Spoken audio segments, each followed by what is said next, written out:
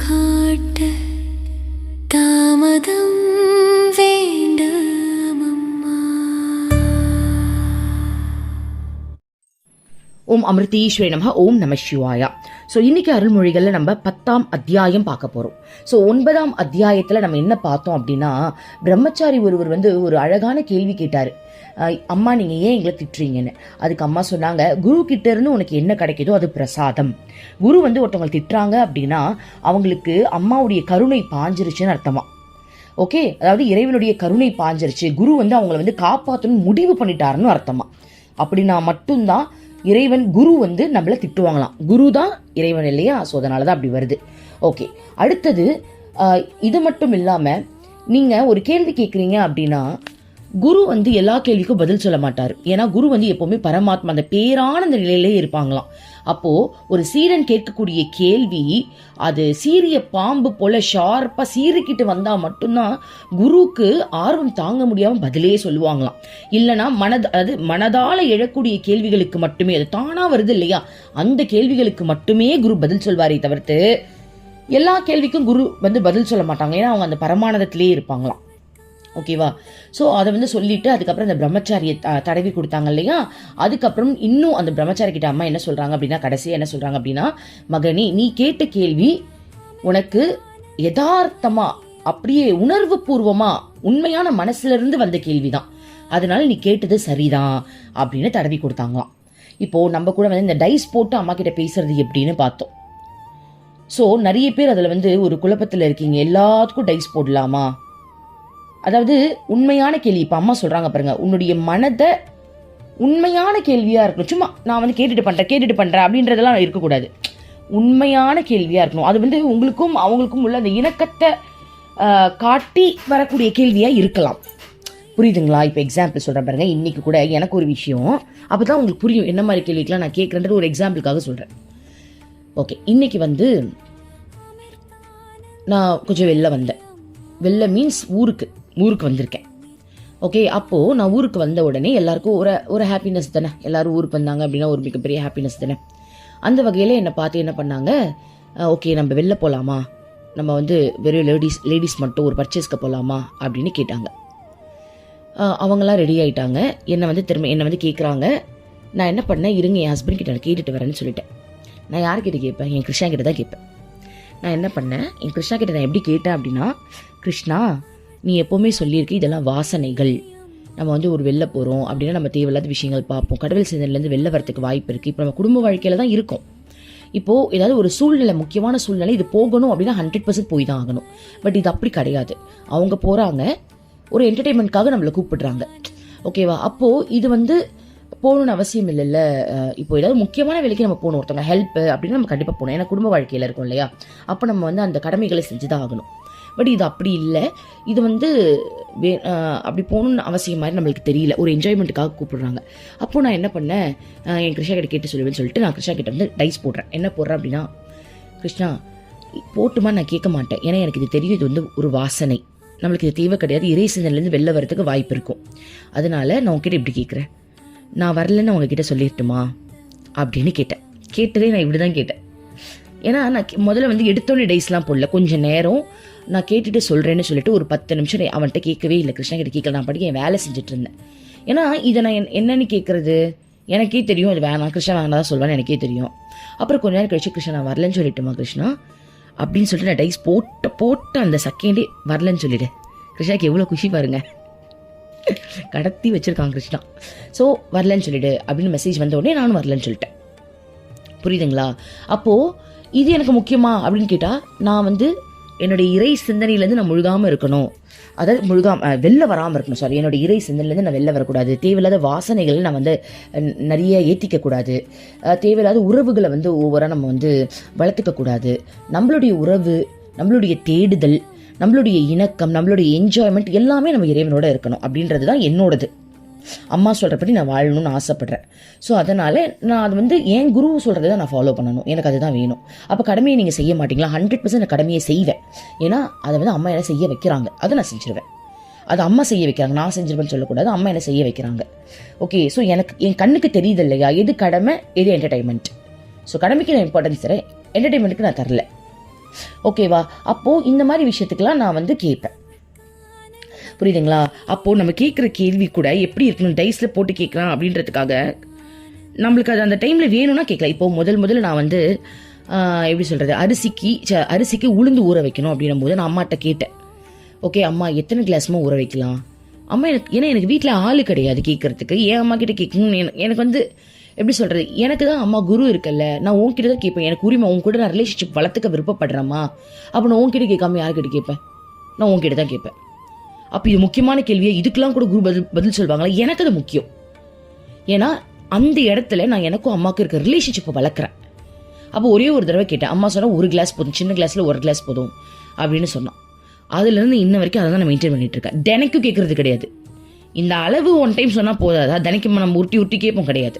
So அதாவது இந்த கம்யூனிகேஷனில் நீங்கள் குழம்பிடக்கூடாதுப்பா. ஏன்னா நிறைய பேர் வந்து அது என்கிட்ட கேட்குறீங்க, குழம்பி போகிறீங்க, இதை நான் கேட்கலாமா கேட்கக்கூடாதா? இது எனக்குள்ள பாவத்தை நான் ஷேர் பண்ணுறேன். புரியுதுங்களா? அது உங்களுக்கு குழப்புது அப்படின்னா அதை விட்டுருங்க. முதல்ல உணர்வு பூர்வமாக கடவுளோட கலக்கணும்டா. முதல்ல கேள்வி கேட்கறது நிறுத்திடுங்கடா. ரொம்ப கேள்வி கேட்காதீங்க. டைஸ்லாம் ஒட்டி எல்லாத்துக்கும் கேட்கணும்னு அவசியம் கிடையாது. முதல்ல அவங்கள புரிஞ்சுக்கோங்க. அந்த அன்பில் வந்து திளைக்கணும். அவங்களோட ஹாப்பியாக என்ஜாய் பண்ணுங்க. புரியுதுங்களா? கடவுளோட என்ஜாய் பண்ணுங்க. அந்த என்ஜாய்மெண்ட் பண்ணாலே உங்களுக்கு ஆட்டோமேட்டிக்காக எது கேட்கலாம் எது கேட்க வேண்டாம், சின்ன விஷயமா இருந்தாலும் அது அவங்கள வந்து பதில் சொல்ல வைக்கக்கூடிய விஷயமா சிலது இருக்கும். சில விஷயங்களுக்கு கிருஷ்ணாவே பதில் சொல்ல மாட்டார். இப்போ பாருங்க, என் பசங்களை வந்துட்டு நீங்கள் சொந்தக்காரங்களை வீட்டில் விட்டுட்டு தான் நான் வெளில போயிருந்தேன். அப்போது ஒரு 2 days அவங்க இருக்காங்கன்னு வச்சுப்போம். அப்போது நான் என் பசங்களை பார்த்த உடனே, என் பசங்க கண்டிப்பாக கிருஷ்ணாவை மறந்துருப்பாங்க இல்லையா? அப்போ நான் பார்த்த உடனே ரூமுக்குள்ளே கூப்பிட்டுட்டு வந்துட்டு, எப்படிடா இருக்கீங்க, கிருஷ்ணா கூட பேசுனீங்கன்னா, கிருஷ்ணா கூட பழகுனீங்களா, சாப்பாடு ஊட்டி விட்டுக்கிட்டே நான் கேட்டுட்ருக்கேன். ஓகேவா? அப்போ வந்து எனக்கு தெரியும் அவங்க கிருஷ்ணாவை மறந்துட்டாங்கன்ட்டு. ஸோ டைஸில் வந்து கிருஷ்ணா பசங்க ஒன்று நினச்சாங்கன்னா நினைக்கலையான்னு உருட்டினேன். கிருஷ்ணா பதில் சொல்லலை. எப்படி சொல்லுவான்? குழந்தைங்க மனசு காயப்பட்டுறோம்ல, சொல்லலை. அப்போ நான் என்ன பண்ணேன், பசங்கக்கிட்டேயே சொன்னேன், இங்கே பாரு, கிருஷ்ணா கிட்ட மனசார கேளுங்க, அவன் உங்களுக்கு பதில் சொல்லுவான். நீ கேளு கிருஷ்ணா, நீ சொன்னாதானே கிருஷ்ணா எங்களுக்கு தெரியும், நாங்கள் உன்னை நினச்சோமா நினைக்கலையான்னு நீ சொல்லு கிருஷ்ணா.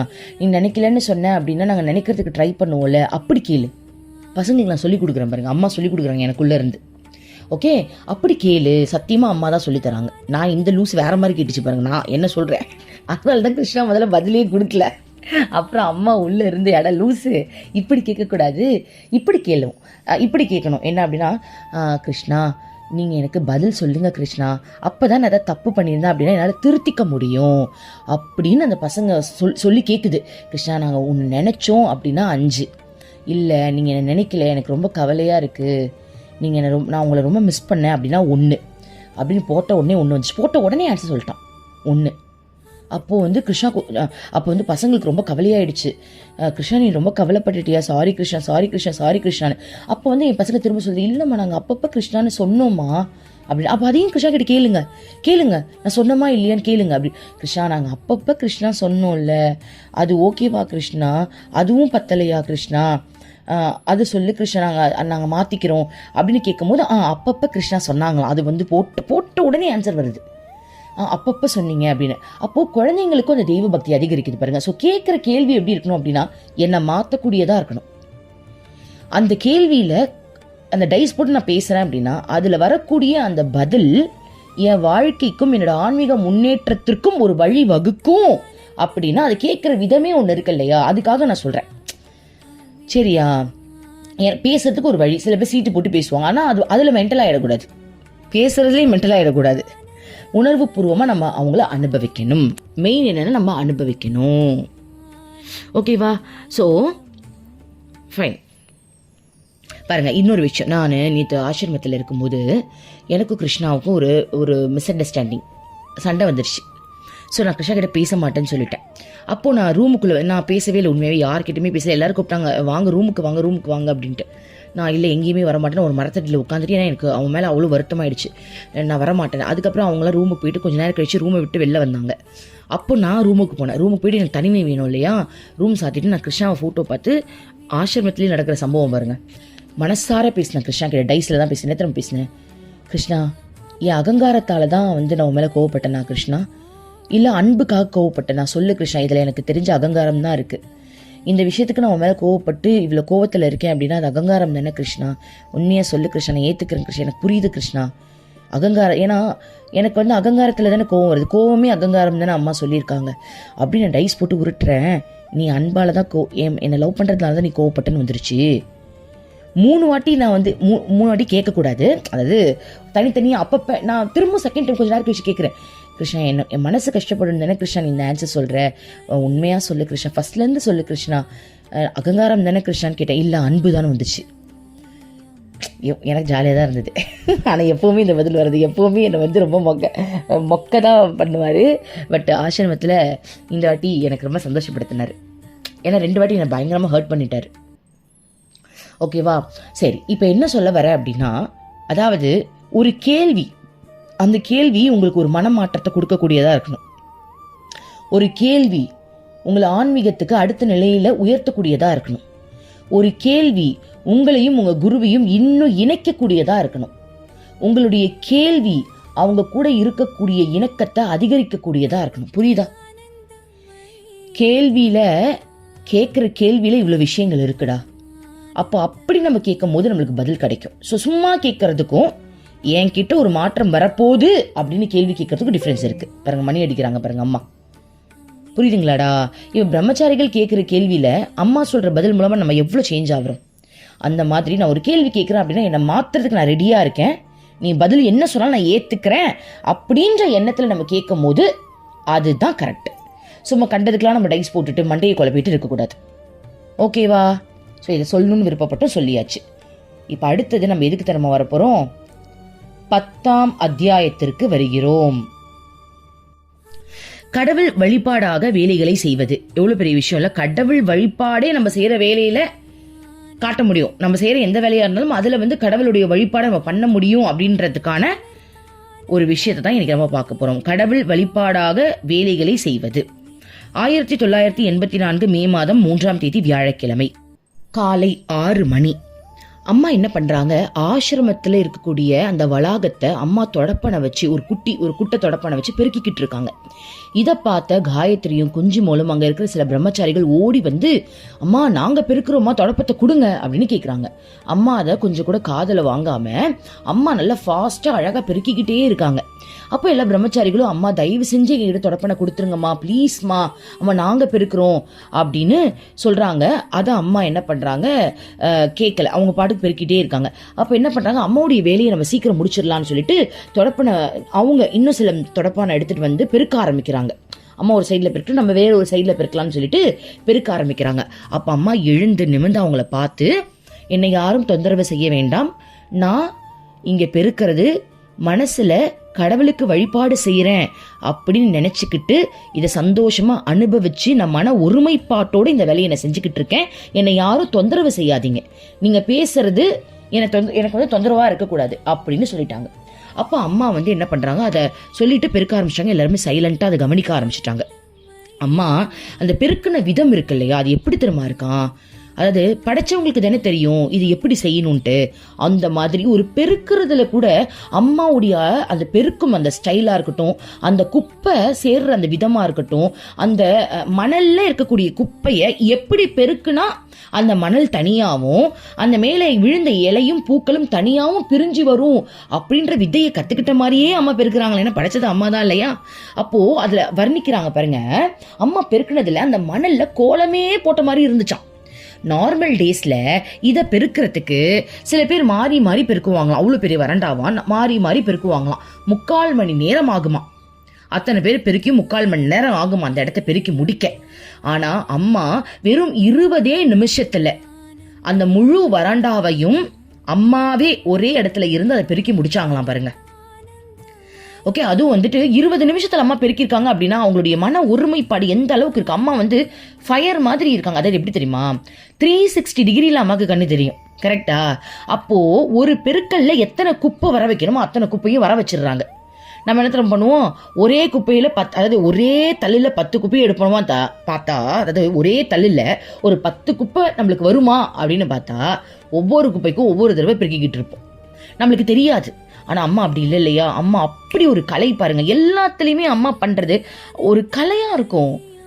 அதான் அறிஞ்சவங்க செய்யறது தான் வந்து அதிகம் சூப்பர் இல்லையா? அந்த மாதிரி அதை பார்த்து எல்லாரும் கற்றுக்கிட்டாங்க போல் இருக்கு. அப்போது அழகாக பெருக்கி முடிச்சுட்டு இப்போ அம்மா எங்கே வராங்க அப்படின்னா, பெருக்கும் வேலையை முடித்துவிட்டு அம்மா கோயிலில் தென்பக்கம் சென்று அமர்ந்தார். இப்போ அம்மா என்ன பண்ணுறாங்க, பெருக்கி முடிச்சுட்டு கோயிலுக்கு தென்பக்கம் இருக்கக்கூடிய ஒரு இடத்துல போய் உட்கார்றாங்க. அப்போது அம்மா பெருக்குனதுனால அம்மாவுடைய உடல் நல்லா வேர்த்து போயிருக்கு. அம்மா அந்த இடத்துல உட்காந்துருக்காங்க. ஆனால் அம்மாவுடைய முகத்தில் ஒரு சோர்வு கூட இல்லைங்க. அம்மா எப்பவும் போல் பிரகாசமாக இருக்காங்களாம். ஸோ காயத்ரி என்ன பண்ணுறாங்க, டவல் எடுத்துகிட்டு வந்து அம்மா கிட்ட கொடுக்குறாங்க. அம்மா வந்து நல்லா முகமெல்லாம் தொடச்சிக்கிறாங்க. அப்புறம் சுற்றி இருக்கிறவங்களாம் கொஞ்சம் பயத்திலே நிற்கிறாங்க. அம்மா என்ன சொல்ல போகிறாங்களோ தெரியலையே அப்படின்ற மாதிரி நிற்கிறாங்க. அப்போது கொஞ்சம் மூலம் என்ன பண்ணுறாங்க, அம்மாவுக்கு காஃபி தேநீர் எடுத்துகிட்டு வந்து கொடுக்கலான்னு சொல்லிட்டு காஃபி தேநீரை டீயா ஓகே டீ எடுத்துகிட்டு வந்து கொடுக்குறாங்க. அப்போது அது சொல்கிறதுக்கு அவங்களுக்கு பயமாக இருக்குது. அம்மா கிட்ட வந்து ஐயோ கொடுக்கணுமே, எப்படா கொடுக்கறது, அம்மா ஏதாவது சொல்லிட போகிறாங்களோ அப்படின்னு ஒரு பயத்திலேயே இருக்காங்க. ஆனால் வந்து அம்மா அதை பார்த்துட்டு தேநீர் என்றால் எனக்கு வேண்டாம் அப்படின்னு சொல்லிடுறாங்க. சொல்லிட்டு இப்போ தான் உண்மையான சத்சங்கம் ஆரம்பிக்குதா. எல்லாரும் பயந்துக்கிட்டு அம்மா பக்கத்துலேயே போல எல்லாம் தூரத்தில் நின்றுட்டு இருக்காங்களாம். இப்போதான் அம்மா ஆரம்பிக்கிறாங்க அப்படின்னு போட்டிருக்காங்க. சார் அம்மா என்ன சொல்கிறாங்க அப்படின்றத நம்ம எல்லாரும் சேர்ந்து கவனிக்கலாம். இது அவங்களுக்கு மட்டும் இல்லை, நமக்கும் கிடைக்கக்கூடிய பிரசாதமாக நம்ம எடுத்துக்கிட்டு மனசார கேட்கலாம். இப்போ அம்மா நமக்கு என்ன சொல்கிறாங்கன்னு பார்க்கலாம். உண்மையான சத்சங்கம் ஆரம்பித்தது. அப்போது நடைபெற்ற செயல் பற்றி அம்மா பேச துவங்கினார். குழந்தைகளே, உங்களுக்கு உண்மையான கவனம் இல்லை. இப்போது மணி 6:30. யாருமே இதுவரை ஆசிரம வளாகத்தை பெருக்கவில்லை. பொழுது விடிவதற்குள் பெருக்க வேண்டும் என்பது உங்களுக்கு தெரியாதா? உங்களுக்கு இது ஒரு ஆசிரமம் என்பது, இது கடவுளை வழிபடும் இடம் என்பதும் தெரியாதா? எத்தனை பிரம்மச்சாரிகள் இங்கே இருக்கிறீர்கள். இந்த பெண்கள் கூட அக்கறை இல்லாதவர்களாகி விட்டார்கள். இந்த இடத்தை தூய்மையாகவும் அழகாகவும் வைத்துக் கொள்வது உங்கள் கடமை. அதை செய்ய வேண்டும் என்கிற சாதாரண அறிவோ பொறுப்போ உங்கள் யாருக்குமே இல்லை. ஒரு அசிங்கமான அழுக்கான தூய்மையற்ற இடத்தில் அமர்ந்து உங்களால் தியானிக்க முடியுமா? முடியாது. உங்களால் முடியவே முடியாது. அதற்கு தூய்மையான ஒரு இடம் வேண்டும். இடம் அசுத்தமாகவும் அலங்கோலமாகவும் இருந்தால் அது உங்கள் மனதை பாதிக்கும். உங்களால் மனதை ஒருமுகப்படுத்த முடியாது. நீங்கள் ஆசிரமத்தை தூய்மையாக வைத்திருக்காவிட்டால் இங்கேயே குப்பையும் கூழமும் அழுக்கும் அலங்கோலமுமாக இருந்தால் ஆசிரமத்திற்கு வருபவர்கள் இங்கே இருப்பவர்களும் இப்படிதான் இருப்பார்கள் என்று நினைப்பார்கள். ஸோ இது வந்து நமக்கு தான் அம்மா சொல்கிறாங்கன்னு மனசார ஏற்றுக்கணும். ஒரு நிமிஷம் நம்ம எங்கே ஸ்டே பண்ணுறோன்னு நினச்சிக்கோங்க, நம்ம இருக்கிற இடத்த நினச்சிக்கோங்க.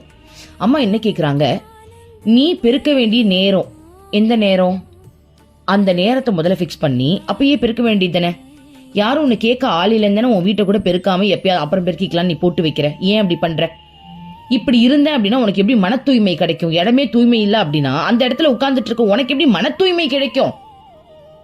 அப்போ அந்த இடத்துக்கு வரவங்களும் என்ன நினைப்பாங்க, ஓ இந்த வீடே இவ்வளவு அசுத்தமா இருக்கு, அப்ப இவங்களும் அப்படிதான் இருப்பாங்க போல அப்படின்ற எண்ணம் தானே எல்லாருக்கும் வரும். அப்படிதானே வரும். பாருங்க எப்படி இருக்கு பாருங்க. எனக்கு இது கேட்கும்போது எப்படி இருக்குன்னா, பேசாம நெக்ஸ்ட் டைம் ஆசிரமத்தில் போகும்போது ஏதாவது கிளீன் பண்ணாம இருந்த இடம் ஏதாவது இருக்கு அப்படின்னா பேசாம நம்மளே கிளீன் பண்ணிடலான்னு தோணுது. அடுத்த வாட்டி அங்கே போயிட்டு நான் பார்த்த ஒரு இடத்துல எல்லா இடத்துமே ரொம்ப சூப்பராக இருந்தது. பட் ஒரு இடத்துல மட்டும் நிறைய டாய்லெட் போயிருந்தது அந்த பறவை. இப்போ இதை படிக்கும்போது எனக்கு தோணுச்சு, ஐயோ நம்ம அதை பண்ணாமல் வந்துட்டோமே, பேசாமல் நெக்ஸ்ட் டைம் போனோம் அப்படின்னா தண்ணி இருந்தது அப்படின்னா நம்மளே தேய்ச்சி கீச்சி காலையிலேயே அந்த இடத்த சுத்தம் பண்ணுறதுக்கு நம்ம ஹெல்ப் பண்ணணும் அப்படின்ற ஒரு தாட்டே எனக்கு வருது. பாருங்களேன், அம்மா அப்படி சொல்கிறாங்க பாருங்க, எவ்வளோ அழகாக நம்மளுக்கு சொல்கிறாங்க பாருங்க. ஓகே, அடுத்தது பார்ப்போம். சரி கிருஷ்ணாமா, இன்னொன்று என்ன தெரியுமா சொல்றாங்க, பொதுமக்கள் அம்மாவை குறை கூற வாய்ப்பு கிடைக்காதா என்று கூர்ந்து கவனித்து வருகிறார்கள். அதாவது பொதுமக்கள் அம்மாவை குறை கூற வாய்ப்பு கிடைக்காதா என்று கூர்ந்து கவனித்து வருகிறார்கள். இதை பார்த்தால் அம்மா தன் சீடர்களை சரியான முறையில் வளர்க்கவில்லை என்றுதானே நினைப்பார்கள். ஆசிரமத்தை பற்றி மற்றவர்கள் தவறாக நினைக்க கூடாது என்று அம்மா நினைப்பது உங்கள் நன்மைக்காக தான். அவர்கள் என்ன நினைத்தாலும் அது பற்றி அம்மா கவலைப்படவே போவது இல்லை.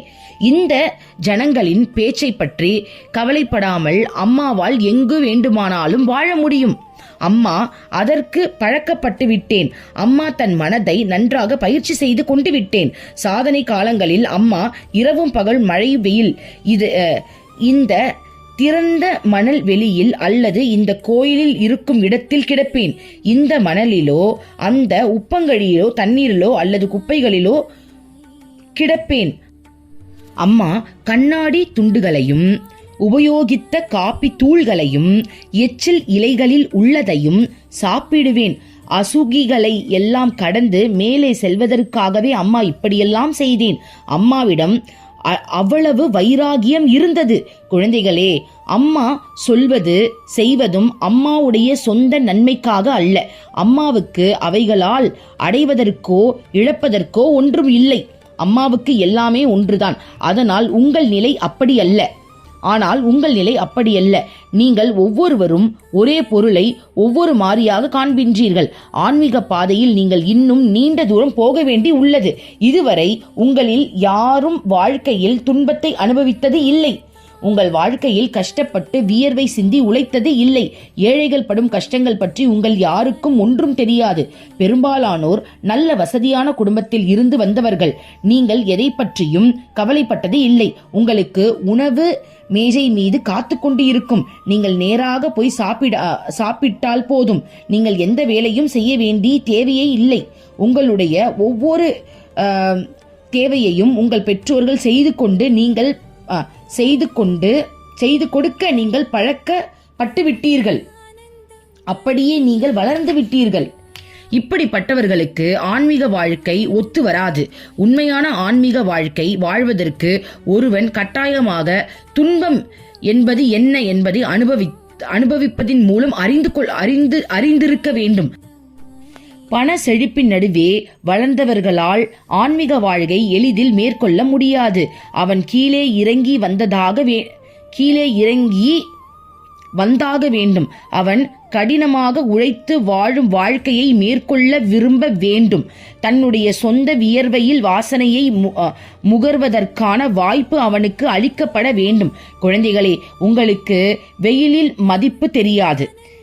வேலைதான் கடவுள். இது உங்களுக்கு தெரியுமா?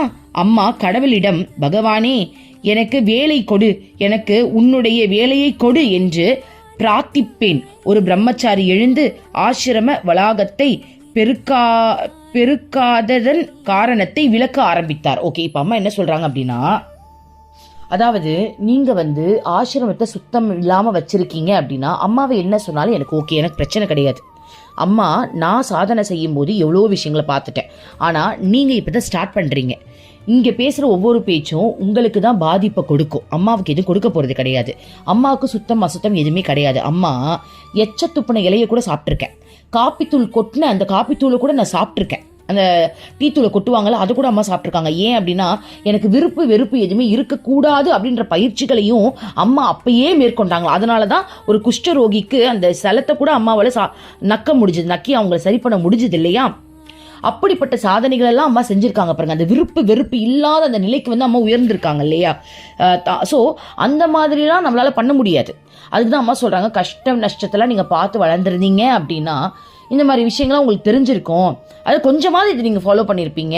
ஆனால் நீங்களாம் சொகுசாக வளர்ந்தவங்க இல்லையா, அதனால தான் நீங்கள் இப்படி இருக்கீங்க. ஸோ சொகுசாக வளர்ந்ததுனால நீங்கள் ஆன்மீகத்தில் இன்னும் போக வேண்டிய தூரம் நிறைய இருக்குது அப்படின்னு சொல்லிட்டு இருக்காங்க. ஸோ என்ன சொல்ல வராங்க, இப்போ இருக்கிற இந்த கொடுத்த வேலையாவது நீங்கள் உருப்படியாக செய்யணும். ஓகே, உங்களுக்கு கஷ்டமோ நஷ்டமோ எதுவும் இல்லை, கொடுத்த வேலையாவது உருப்படியாக செய்யணும்ல. அப்போதானே கடவுள் அடுத்த நிலைக்கு உங்களை உயர்த்துறதுக்கு என்ன பண்ணலான்னு பிளான் போடுவார். கொடுத்ததையும் நீங்கள் ஒழுங்காக செய்யலைன்னா எப்படி நீ அடுத்த நிலைக்கு போக முடியும் அப்படின்னு அம்மா நம்மளை கேட்குறாங்க. புரியுதுங்களா? இப்போ நம்மள எடுத்துக்கோங்க, ஆசிரமத்தை விட்டுருங்க. இப்போ நம்ம கிட்ட வாங்க. நம்ம இப்போ வீட்டில் இருக்கோம். ஓகே, நமக்கு குடும்பம் இருக்குது. இதான் நம்மளுடைய கடமைகள். இந்த வேலையை நீ உருப்படியாக செஞ்சியா? அம்மா கேட்குறாங்க, நம்மள உருப்படியாக செஞ்சியா? வீட்டை பெருக்குனியா, வீட்டை தொடச்சியா, இல்லை பிஸ்னஸ் பண்ணியா, இல்லை வேலைக்கு போனியா? உனக்கு கொடுக்கப்பட்ட வேலையை நீ உருப்படியாக செஞ்சியா? புரியுதுங்களா? அந்த வேலையை கூட நம்ம கடவுளுக்கு செய்கிற வேலையாக நினச்சி நம்ம செய்யணுமா? அப்போ அந்த வேலை சப்போஸ் நீங்கள் செய்கிற வேலை ஒரு சரியில்லாத வேலையாக இருந்தால் கூட நீ கடவுளுக்கு செய்கிறத நினச்சி செஞ்சுப்பாரு. அடுத்தது நல்ல வேலையில் கடவுளே உங்களை போட்டுருவாரு. புரியுதுங்களா? ஸோ அப்படி நம்ம கம்பேர் பண்ணி பார்க்கணும். இப்போ நம்மளுடைய வேலையை நம்ம சரியாக செய்கிறோமா, பயபக்தியோடு செய்கிறோமா? நம்ம யோசிச்சு பார்க்கணும். நானே இப்போ யோசிச்சு பார்க்குறேன், செய்கிறேனா? இல்லை, செய்கிறது இல்லை. அப்போ அம்மா சொல்றது இப்ப நம்ம கவனிச்சு நம்மளும் அதை வந்து மாத்திக்கணும். இப்ப என்ன பண்றாரு, ஒரு பிரம்மச்சாரி வந்து இது ஏன் பெருக்கல அப்படின்னு ஏதோ விளக்கம் சொல்ல ஆரம்பிக்கிறாராம். இதை பெருக்க வேண்டியவர் விடுவதற்கு முன்னரே ஒரு முக்கிய காரணமாக ஆசிரமத்தை விட்டு போய்விட்டார். அதனால்தான் ஆசிரமம் பெருக்கப்படாமல் போய்விட்டது என்றார். அம்மா அவர் பேச்சை ஏற்காமல், குழந்தைகளே, அம்மா 9வது வயதிலேயே இரவு 3 மணிக்கு எழுந்து அன்றாட வேலைகளை ஆரம்பிக்க வேண்டும். நாள் முழுவதும் வெவ்வேறு வேலைகள் தொடர்ந்து கொண்டே இருக்கும். வீட்டை சுத்தம் செய்து வீட்டை சுற்றியுள்ள இடங்களையும் பெருக்க வேண்டும். அதன் பிறகு 100கணக்கான வேலைகள். தண்ணீர் கொண்டு வருவது, ஒரு நாளைக்கு 3 வேளை சமைப்பது, சமையல் பாத்திரங்களை சுத்தம் செய்வது, பசுக்களுக்கு தீனி போடுவது, பால் கறப்பது, வீட்டில் உள்ள அனைவரின் துணிகளையும் துவைப்பது, கயிறு திரிப்பது, அடுத்தது கயிறு திரிக்க தேங்காய் மட்டையில் நார் எடுப்பதற்காக கட்டையால் அடித்து மென்மைப்படுத்துவது என பல வேலைகள் இருக்கும். சில நேரங்களில் அம்மா பச்சை நெல்லை உரலில் இடித்து குத்தி அரிசியாக்க வேண்டும். இது கடினமான வேலை. நாள்தோறும் தலையில் தண்ணீர் பாத்திரங்களையும் சூடான கஞ்சிகளையும் சுமந்து சென்றதால் தலை உச்சியில் முடி உதிர்ந்து விட்டது. ஆனால் அம்மா அதை பற்றி கவலைப்படுவது இல்லை. நாள் முழுவதும் அம்மாவின் உடை நனைந்தே இருக்கும். தண்ணீர் கொண்டு வருவதாலும் தண்ணீரில் வேலை செய்வதாலும் ஆடைகள் உலரவே நேரம் இருக்காது. அம்மா காயலில் நீருக்குள் இறங்கி பசுவுக்கு புல் அறுப்பேன், வீட்டிற்கு தண்ணீர் கொண்டு வருவேன், குடும்பத்தின் அழுக்கு துணி முழுவதையும் துவைப்பேன். அம்மாவிற்கு தான் உடுத்திருக்கும் ஆடைகள் உலர்ந்திருப்பதை காண ஆவலாக இருக்கும். இப்படி இருந்தும் அம்மா முணுமுணுப்பது கூட கிடையாது. இவ்வளவு வேலைகள் செய்த போதும் கடவுளிடம் மேலும் வேலைகளை தரும்படி பிரார்த்திப்பேன். அப்போதுதான் ஒவ்வொரு நிமிடமும் வேலை செய்தபடியே தன் வேலைகளை எல்லாம் கடவுளுக்கு அர்ப்பணிக்க முடியும். அம்மாவை நன்றாக திட்டுவார்கள், அடிப்பார்கள். ஆனால் இப்படி தண்டிப்பவர்கள் மீது கோபமும் வெறுப்பும் கொள்வதற்கு பதில் என் மனம் உள்முகமாகிவிட்டது. வீட்டில் உள்ள இவ்வளவு வேலைகளையும் செய்வதோடு நில்லாமல் உறவினர்கள் வீட்டு வேலைகளையும் செய்ய அம்மாவை அனுப்புவார்கள். பாட்டியின் வீட்டில் அம்மா எல்லா விதமான வேலைகளையும் செய்வேன். சில நேரங்களில் மாமா சித்தியின் பிள்ளைகளை படகில் ஏற்றிக்கொண்டு அக்கறையில் உள்ள பள்ளியில் கொண்டுவிட்டு படகுக்காரணியின் வேலையையும் செய்திருப்பேன். ஒரு சாதகன் வேலை செய்யாமல் இருந்தால் அவன் உலகத்தையும் கடவுளையும் ஆன்மீகம் என்ற பெயரால் ஏமாற்றுகின்றான். நீங்கள் யாரும் அம்மாவை போல் துன்பப்பட வேண்டாம். இப்போதும் உங்களுக்கும் அப்படிப்பட்ட துன்பங்களோ மனவேதனைகளோ கிடையாது. நீங்கள் எதை பற்றியும் நினைத்து கவலைப்பட வேண்டியது இல்லை. அம்மாவை பாருங்கள். அம்மா எந்த வேலையையும் செய்ய வேண்டிய அவசியமில்லை. ஆனாலும் அம்மா வேலை செய்கின்றேன். அந்த வேலைகளை எனக்காக செய்யவில்லை. பணம் சம்பாதிப்பதற்காகவோ பேருக்காகவோ புகழுக்காகவோ அல்ல யாருக்காகவும் யாரையாவது சந்தோஷப்படுத்துவதற்காகவோ அம்மா வேலை செய்யவில்லை. இருந்தாலும் அம்மா வேலை செய்கின்றேன். அது அம்மாவுக்கு மகிழ்ச்சியையும் ஆனந்தத்தையும் தருகிறது. அம்மா யாரிடமிருந்தும் எதையும் எதிர்பார்க்கவில்லை. வெறுமனே வேலை செய்கின்றேன். வேலை செய்ய வேண்டும் என்று தோன்றுகிறது, செய்கிறேன். அம்மா தன்னுடைய சிறு வயதில் அதிகமான வேலைகளை செய்ய நேர்ந்த போது வேலை பழுவின் காரணமாக குடும்பத்தில் இருப்பவர்களை கொஞ்சம் உதவும்படி கேட்டிருக்கலாம். எல்லா வேலைகளையும் என்னாலேயே செய்ய முடியாது. கூட இருக்கும் அக்கா தம்பிகளும் செய்ய சொல்லியிருக்கலாம். ஆனால் அம்மா அப்படி செய்யவில்லை. அம்மா ஒரு சிறிய புகாரை கூட சொன்னது இல்லை. யாருடைய உதவியையும் கேட்டதும் இல்லை. அம்மா எல்லா வேலைகளையும் இறைவன் தந்த வரப்பிரசாதமாக எண்ணி ஏற்றுக்கொண்டேன். அம்மா எந்த நேரத்திலும் வேலையை ஒரு பாரமாக நினைத்ததே இல்லை. அதற்கு பதிலாக எவ்வளவு அதிகமான வேலை தரப்படுகிறதோ அவ்வளவு மகிழ்ச்சி அடைந்தேன். ஏனென்றால் அம்மா எல்லா வேலைகளையும் கடவுளின் சேவையாக நினைத்தேன். இந்த வேலைகள் தான் அம்மாவின் சாதனை. ஓகேடா. அதாவது என்ன சொல்றாங்கன்னா, உங்களுக்கு புரிஞ்சிருக்கும், அம்மா ஹெல்ப் கூட யாருக்கிட்டையும் கேட்டது இல்லையா. வேலை தரும்போதெல்லாம் கடவுள் எனக்கு ஏதோ வேலை தராது, கடவுளுக்கு நான் ஏதோ செய்யறேன்ற தாட் அம்மாக்கு இருக்குமா. இது என்னால் புரிஞ்சுக்க முடியுது ஒரு சின்ன உதாரணத்தினால. என் வீட்டில் நான் அந்த மாதிரிலாம் செஞ்சது கிடையாது. பட் நான் ஒரு விஷயம் பார்த்த வரைக்கும் சொல்கிறேன். ஒரு வாட்டி அம்மா வந்து கரூருக்கு நம்மளெல்லாம் பார்க்க வந்தாங்க இல்லையா. அந்த வாட்டி நான் கரூருக்கு அங்கே போயிருந்தேன். அப்போது அம்மா வந்து எல்லாருக்கும் தரிசனம் கொடுத்துட்டு இருக்கும்போது கடவுள் என் கூட இருக்கிறாங்கன்ற உணர்வு எல்லாருக்குமே இருந்தது இல்லையா. அப்போது வேலை செய்யணும்னு தோணிக்கிட்டே இருந்தது. அம்மா ஏதாவது செய்யணும் அம்மாவுக்கு யாராவது ஒரு ஹெல்ப் பண்ணுறீங்களான்னு கேட்டால் அவ்வளோ சந்தோஷம் வந்துச்சு. இன்னும் கொடுங்க. நைட்டெல்லாம் ஒரு நிமிஷம் கூட போய் உட்காரணுன்னே தோணலை. ஓகே, யாருக்காவது ஹெல்ப் பண்ணணும், சேர் அடுக்கி போடணும், வந்தவங்களுக்கு நம்ம வந்து அலைன் பண்ணி லைனில் விடணும், டோக்கன் கேட்குறவங்களுக்கு வந்து இந்த டோக்கனா அந்த டோக்கனா இப்படி பண்ணணும் அப்படி பண்ணணும்ன்ட்டு ரொம்ப சந்தோஷமாக நான் மட்டும் இல்லை, அங்கே இருக்கிறவங்க நிறைய பேர் அங்கே இருந்து உதவி செஞ்ச அத்தனை பேருக்கும் அந்த ஃபீல் வந்துச்சு. ஏன், அந்த நிமிஷம் அம்மா நம்ம கூட இருக்காங்க, அம்மாவை இம்ப்ரெஸ் பண்ணணும், அம்மா கூட நம்ம வாழ்கிறோம், இந்த சேவை அம்மாவுக்கு போய் சேருது அப்படின்ற எண்ணம் எங்களை அறியாமலேயே உள்ளே இருந்ததுனால தானே அது வந்துச்சு. அப்போ இந்த ஃபீலோட தான் அம்மா வாழ்ந்திருக்காங்கன்றது இப்போ புரியுது. இந்த ஃபீலோட தான் அம்மா இருந்திருக்காங்க. அதனால தான் அம்மாவுக்கு அவ்வளோ வேலை கொடுக்கும் போதும் நம்ம கடவுளை இம்ப்ரெஸ் பண்ணோம், கடவுளோட நம்ம வாழ்கிறோம், கடவுளுக்கு நம்ம சேவை செய்கிறோம், கடவுளுக்கு ரொம்ப பிடிக்கும்ன்ற தாட் அம்மாவுக்கு இருந்திருக்குன்னு நினைக்கிறேன். அதனால தான் அம்மா இவ்வளோ விஷயத்தையும் சந்தோஷமாக பண்ணியிருக்காங்க. ஆனால் நம்ம மாயையில் இருக்கிறதுனால நம்மளுக்கு வலிக்குது. ஆனால் அம்மா வந்து இறை சிந்தனையில் இருந்ததுனால அது அவங்களுக்கு சுவைக்குது. எவ்வளோ பெரிய விஷயம் இல்லை. அப்போ நம்மளுடைய பக்தியை தாண்டா அதிகரிக்கணும். ஓகே, அடுத்தது.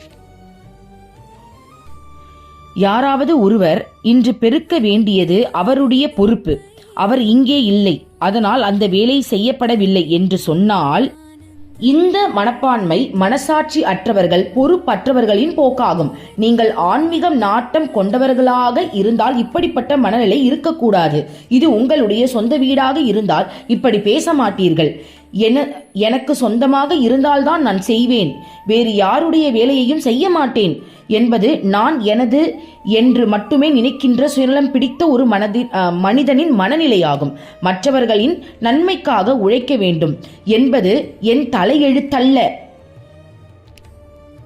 இது சுயநலம் பிடித்தவர்களின் மனப்போக்காகும். குழந்தைகளே, இத்தகைய குறுகிய மனப்பான்மையிலிருந்து நாம் விடுபட முயன்று கொண்டிருக்கின்றோம். எல்லாம் என்னுடையவை, எல்லாம் கடவுளுடையவை, அவருடைய வேலைகளை செய்வதற்காக ஒரு கருவி மட்டுமே நான் என்பதே நாம் வளர்த்து கொள்ள வேண்டிய மனப்பான்மை.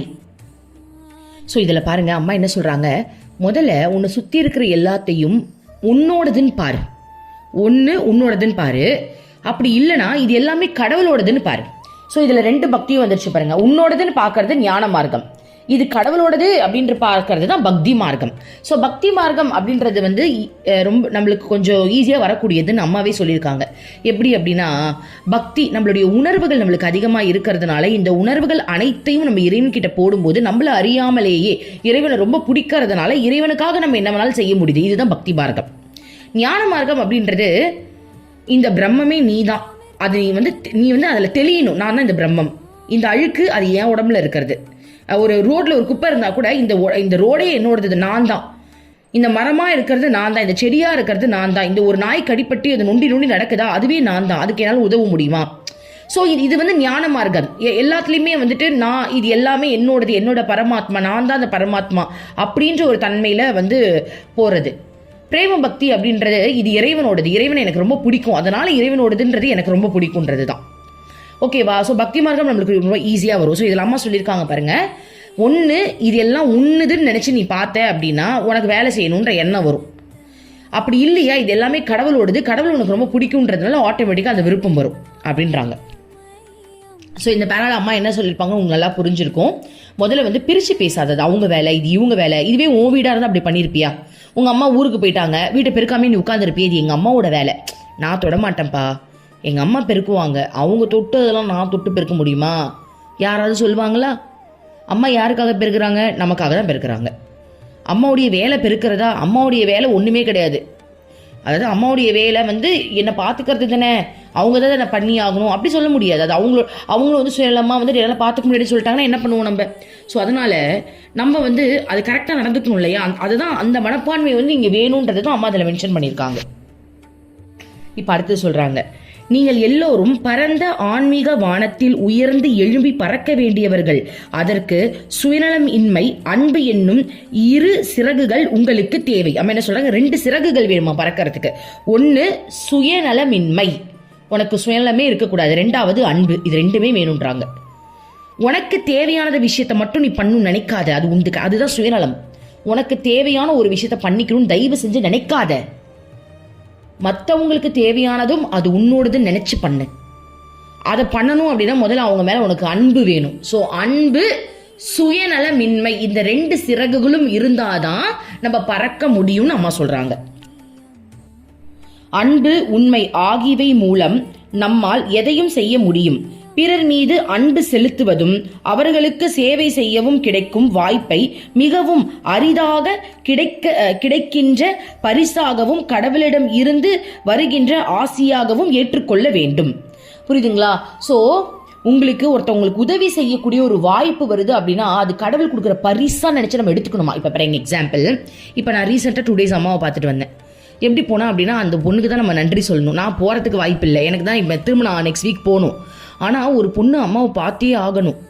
அவள் அவளுக்கு ஏதோ ப்ராப்ளம் இருக்கு என்கிட்ட சொல்லும்போது டக்குன்னு நான் செக் பண்ணேன். 2 நாள் லீவ் இருக்க, பசங்களுக்குலாம் லீவு தானே, சரி வா அம்மா ரொம்ப நன்றிம்மா, இந்த பொண்ணோட சாக்க வச்சு நானும் உன்னை பார்த்துட்றேன்னு சொல்லிட்டு அந்த பொண்ணும் பார்த்துட்டு இப்போ நானும் பார்த்தாச்சு அம்மாவை.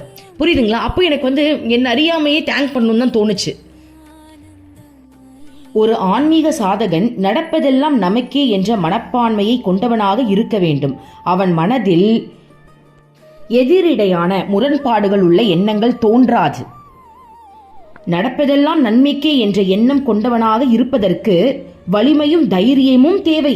பழைய பழக்கங்களை விட்டுவிடுவதற்கு, ஆன்மீக அடிப்படையில் நல்லதே நடக்கும் என்ற பழக்கத்தை உருவாக்கிக் கொள்வதற்கும் இத்தகைய மனம் வேண்டும். இது இயலக்கூடியதே. இதை அடைவதுதான் ஆன்மீக சாதனையின் நோக்கம். சாதாரண மனிதர்கள் தங்களுக்கு விருப்பமான வேலைகளை தேர்ந்தெடுத்துக் கொள்கிறார்கள். ஆன்மீக சாதகர்களுக்கு அத்தகைய மனப்பான்மை இருக்கக்கூடாது. விருப்பு வெறுப்புகளை உதறி தள்ளிவிட்டு அவர்கள் எந்த நேரத்திலும் எந்த வேலையையும் செய்யக்கூடியவர்களாக இருக்க வேண்டும். அதில்தான் அவர்களுடைய மகத்துவம் இருக்கிறது. அம்மா எழுந்து அங்கிருந்து போய்விட்டார். அப்பொழுது காலை தியானத்திற்குரிய நேரமாகி விட்டதால் எல்லோரும் எழுந்தார்கள். அவர்கள் மனம் முழுவதும் தவறு செய்ததன் வருத்தம் இருந்தாலும் அம்மாவின் வார்த்தைகளால் புத்துணர்வும் அவர்களுக்கு அவர்களுடைய முகத்தில் பிரதிபலித்து கொண்டு இருந்தது. ஓகேடா? ஸோ உங்களுக்கு நல்லா புரிஞ்சிருக்கும். இப்போ என்ன கான்செப்ட் அப்படின்னா, அம்மா ஒரு இடத்த பெருக்கியிருக்காங்க. அப்போ ஏன் யாரும் பெருக்கல, ஏன் அந்த மனசு உங்களுக்கு வரல? இன்னொருத்தவங்க வேலை நீ எப்படி நினைக்கிற? அது ஆன்மீகமா? ஆன்மீகத்தில் அனைத்தும் ஒண்ணுதுன்னு நினை, இல்லைன்னா இறைவனுடைய வேலை நீ நினைக்கணும். ஸோ ஒரு இடம் குப்பையா இருக்கு அப்படின்னா முதல்ல இன்னொருத்தவங்க நீ நினைக்காத அந்த இடத்த, ஏன்னா கடவுள் உன் கூட இருக்கிறாரு. கடவுளுடைய இடம் இது. ஒரு நிமிஷம் விடாம கடவுள் உன் கூட இருக்கிறாருன்ற எண்ணம் உனக்கு இருந்தது அப்படின்னா நம்ம நல்லது செய்யணுன்ற தாட் உனக்கு ஆட்டோமேட்டிக்கா வரும். ஓகேவா? ஸோ அதான் அம்மா சொல்றாங்க. அப்போ ஒரு ஆன்மீகத்தில் இருக்க வேண்டியது எப்படி? விருப்பு வெறுப்பு இருக்கக்கூடாது. இது இது உண்டுன்னு இருக்கக்கூடாது. 2 விஷயம் ரொம்ப முக்கியம்ன்றாங்க. என்ன சொல்றாங்க? ஒன்று சுயநலமின்மை, இன்னொன்று அன்பு. இது 2மே முக்கியம். இது 2மே இருந்தால் மட்டும்தான் ஆன்மீகத்தில் நம்ம உயர்ந்த நிலைக்கு அடைய முடியும். அதை நிச்சயமா அடைய முடியும்ன்றாங்க. ஒரு ஆன்மீக சாதகன் இந்த விருப்பு வெறுப்பு எந்து உந்து இது எல்லாத்தையும் தாண்டி கடந்த மனப்பான்மையோடு அனைத்தும் நன்மைக்கு, அனைத்தும் இறைவன் செயல்னு நினைக்கணுமா. ஒருத்தர் வேலையை விட்டுட்டு போயிட்டாரு, பெருக்கல அப்படின்னா அது கடவுள் நம்மளுக்கு கொடுத்துருக்க வாய்ப்பு, அதை நம்ம எடுத்து செய்யணுன்ற எண்ணத்தோட நம்ம செய்யணுமா. பாருங்க அம்மா எப்படிலாம் சொல்லி தராங்க பாருங்கடா. இதெல்லாம் முக்கியமான பொக்கிஷம், இதெல்லாம் மிகப்பெரிய பொக்கிஷம்டா. ஸோ இப்போ நம்ம எப்படி எடுத்துக்கலாம்? இப்போ நம்ம வீட்டை எடுத்துப்போம். இப்போ நம்ம ஒரு ஃபேமிலி ஃபங்க்ஷனுக்கு போகிறோம், இல்லை யாராவது வீட்டுக்கு நம்ம போகிறோன்னா கூட அங்கே நம்ம பாட்டுக்கு அது நம்மன்னு இருக்கக்கூடாது. அந்த இடத்துல நம்மளால் முடிஞ்ச உதவிகளை நம்ம செய்யணும். ஓகே, அது அவங்களுக்காக இல்லை, அவங்க பாராட்டுவாங்க, அவங்க நம்மளை பெருமையாக பேசுவாங்கன்றதுக்காக செய்யவே கூடாது. அது அல்ப, அது வேண்டாம். அம்மா அம்மாவுடைய பிள்ளைகள் நம்ம சும்மா உட்காரக்கூடாது. இங்கே ஒருத்தவங்க வேலை செய்கிறாங்க, தனியாக இருக்காங்க, நம்ம ஹெல்ப் பண்ணலாம். அந்த எண்ணத்தோடு நீங்கள் செய்கிறீங்க அப்படின்னா அது அம்மாவுக்கு ரொம்ப பிடிக்கும். ஓகே, இப்போ நாளை எங்கள் மாமியார் வீட்டுக்கு போனேன்னா முடிஞ்ச அளவுக்கு என்னால் ரொம்பன்னு சொல்ல முடிஞ்ச அளவுக்கு நான் செய்வேன். எல்லாருக்குமே தெரியும். ஏன்னா என்னை பொறுத்த வரைக்கும் என் குரு இல்லைன்னா என்னை சும்மா விட மாட்டாங்க. அப்படி நானே சொல்லுவேன், மற்றவங்கிட்டே சொல்லுவேன். ஒருத்தங்க அப்படி தான் தண்ணி தூக்கிட்டு வந்துட்டு இருந்தாங்க. நான் டக்குனு என்ன பண்ணா, ஐயோ என்கிட்ட கொடுங்கப்பா, இன்னொரு குடத்தை நான் தூக்குறேன். ஏன் இருக்கட்டும் கிருத்திகா, நான் சொன்னேன் என் குரு பார்த்துட்டு இருக்காங்க, நீங்கள் தூக்குறத நான் வேடிக்கை பார்த்தா அப்படின்னா நான் போனோடனே அம்மா நேரில் கேள்வி கேட்பா, ஏன்டி எனக்கு தண்ணி தூக்கலன்ட்டு நான் தூக்கிக்கிறேன் கொடுங்கன்னு சொல்லிட்டு தூக்குனேன். உண்மையாக சொல்கிறேன் அப்படின்னாங்க. ஆமாம் ஆமாம், என் குரு எல்லாத்தையும் நோட் பண்ணிட்டு தான் இருப்பாங்க அப்படின்னு சொன்னேன். ஸோ அந்த மாதிரி நம்ம எங்கேயாவது வெளில போனால் கூட நம்மளால முடிஞ்ச உதவி, புரியுதுங்களா, நம்ம அம்மாவுக்காக. ஸோ அதனால வெளில போனாலும் சரி, வீட்டில் இருந்தாலும் சரி, நம்மளால முடிஞ்ச சில விஷயங்களை நம்ம வந்து செய்யணும். அது இறைவன் கொடுத்த வேலையாக நினச்சி நம்ம செய்யணும். ஆன்மீகத்தில் இருக்கக்கூடியவங்களுக்கு விருப்பு வெறுப்பு, இது எனக்கு பிடிக்கும், எனக்கு இது பிடிக்காது, இவங்ககிட்ட நான் பேசுவேன், இவங்ககிட்ட நான் பேச மாட்டேன்ற எண்ணம்லாம் எதுவுமே இல்லாமல் இறைவனே என்னுடைய உறவு, இறைவனுக்காக நான் செய்கிறேன் அப்படின்றது பண்ணுறது தான் பிரேம பக்தி. ஓகேவா? ஸோ இதுதான் அம்மா நம்மளுக்கு சொல்லி கொடுத்துருக்காங்க. ஸோ நெக்ஸ்ட்டு நாளைக்கு வந்து 2 அம்மாக்கள் அப்படின்ற டாபிக்ல பார்க்கலாம். ஓம் அமிர்தேஸ்வரி நமக, ஓம் நம சிவாயா. மனமே உனக்கு சொந்தம், ஒருவரும் இல்லை என்ற உண்மையை ஒரு நாளும் நீ மறந்திடாதே.